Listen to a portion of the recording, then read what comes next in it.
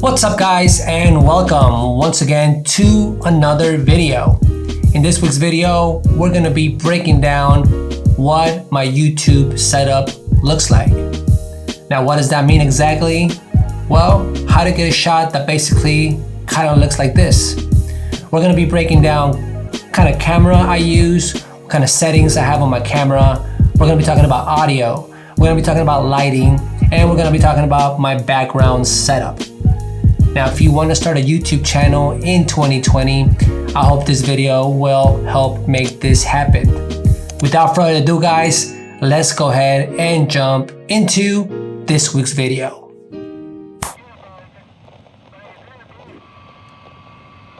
Okay, first, we're going to be talking about the headshot. Now, the headshot, or your talking shot, as other people may call it, is basically this. What you are looking at right now, this is my talking shot, my headshot.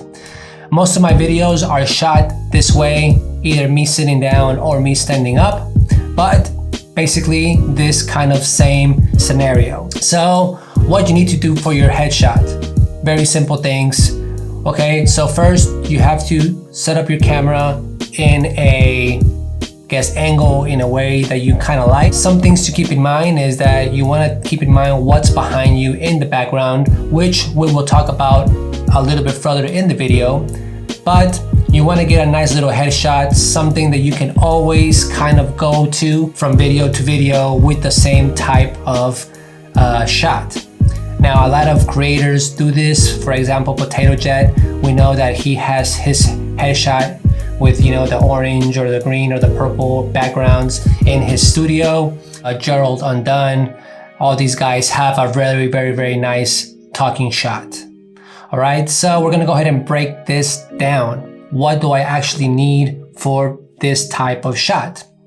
So once you've already selected the type of headshot that you want, whether it's like this, or a shot that kind of looks like this, or like this, or like this.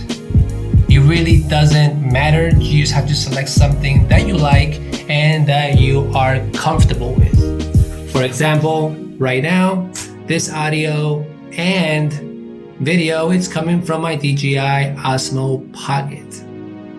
Very cool. I can use this in different type of scenarios, and well, it just depends on you. So without further ado, let's go ahead and move on to the next one.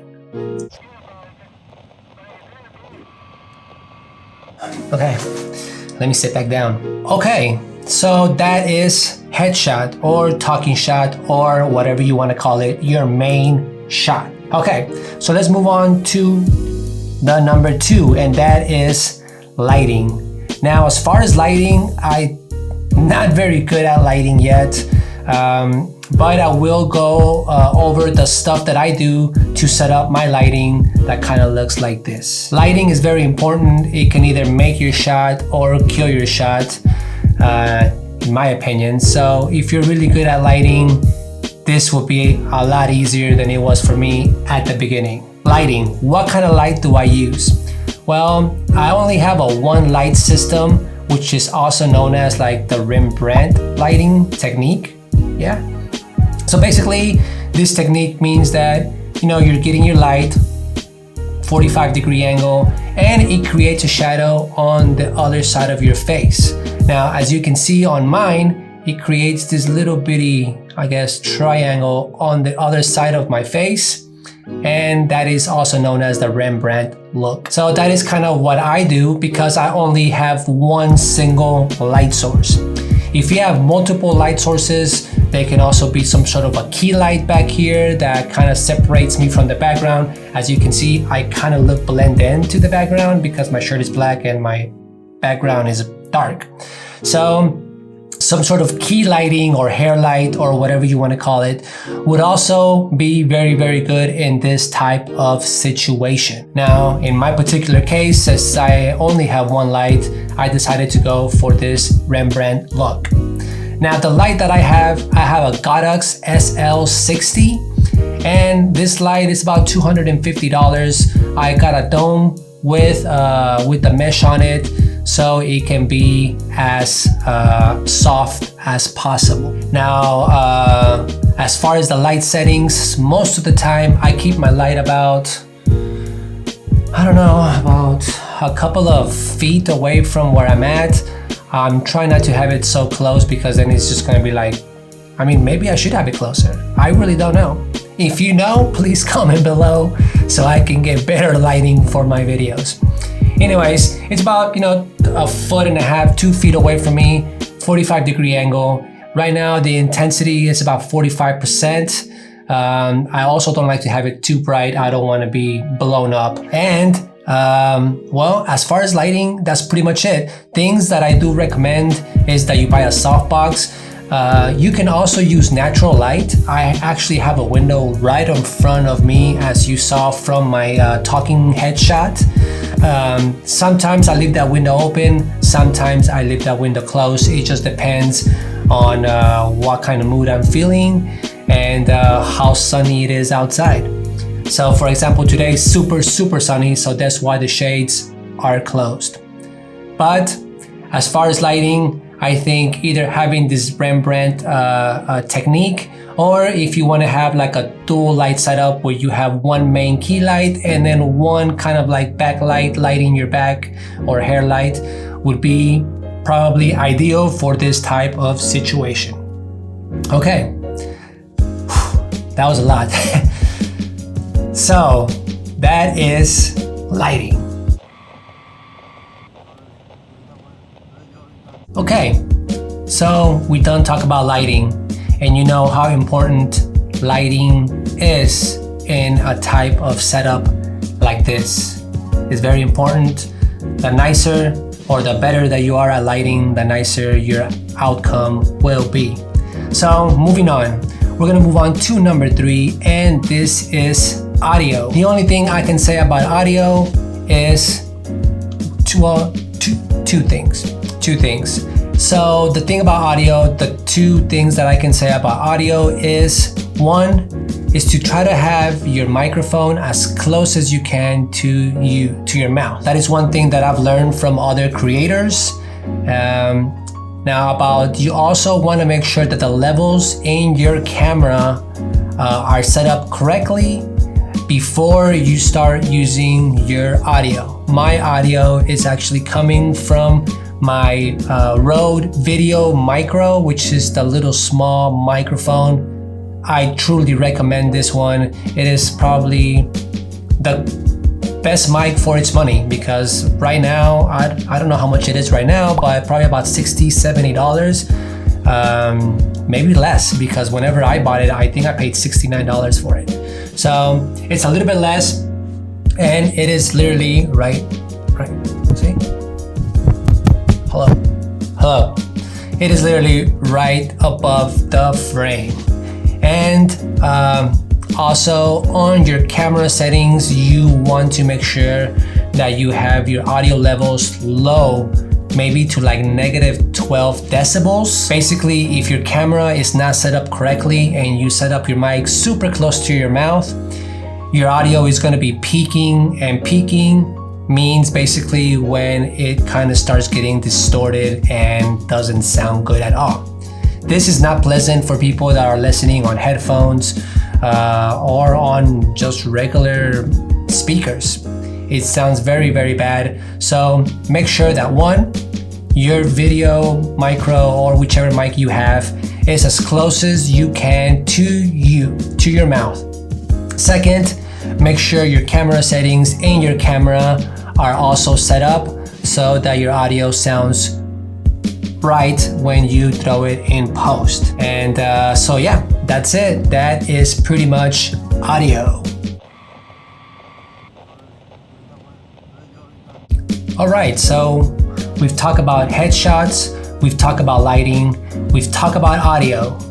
Now we are coming to our fourth thing, and that is your camera. I have a Canon 60D, all right? That is so old. Just think about this, okay? You know Casey Neistat, right? Casey Neistat basically started blogging on a 70D like 10 years ago. This is the 60D. So this is a pretty old camera. It's still great to do videos and it's really great for photography. But let me tell you what I don't like about it. One thing is that this camera does not have autofocus. I mean, it has autofocus, but for some reason in this camera, it just doesn't work. Now, that's a pain in my butt to try to figure out the focus, you know. For example, this talking shot, I can't reach the camera to focus myself. I can't tap on the screen to focus on my face. I have to set it manually. So I do it in two ways. I either set up right here and focus on that, and I know that my face is around the same area, or I get Sabrina in here to sit down for a couple of seconds just while I focus on her, and then I move and she moves, and then I sit in her place. As far as other settings for my camera, what settings do you use? What's your ISO? What's your shutter speed? What's your aperture? So basically, as far as the shutter speed, since I am shooting in 24 frames a second, you usually kind of want to double that for your shutter speed. So I'm shooting at 50. Now, as far as the aperture kind of varies. Sometimes I'd have it at 4.5, sometimes I have it at 4, sometimes I have it at 5. It just depends how much lighting is in this room. For example, for this particular video, since it's a lot more dark, I do have it, I believe, at 4.5. ISO is at 640. Sometimes that also varies from 640 to 800. Sometimes I even lower it even more than 640. It just all depends on the lighting that you want for your specific video. So those are pretty much my camera settings and my camera setup. I do like that it has a flip screen, and as you can tell, I'm constantly looking at it to make sure you know what, to be honest, I don't even know why. I already know that I'm pretty well framed. I just maybe, I don't know. It's something that I haven't gotten used to yet. So I do apologize if I keep glancing at it and my eyes just kind of keep moving to see the LCD screen. But it's also a great thing to have in your camera, something that you can see yourself and you know that you are well framed, basically. So that is my camera settings. All right, guys, so we made it to the very last one. And if you're still here, thank you so much. So here we go. The very last one, and probably one of the most important ones, is your background. How is your background gonna look? How do you design it? Now, I'm not saying by any means that my background is super awesome, because up to today, I am still not 100% satisfied with my whole background situation, but it is a work in progress and I am constantly trying to fix it or trying to move stuff around.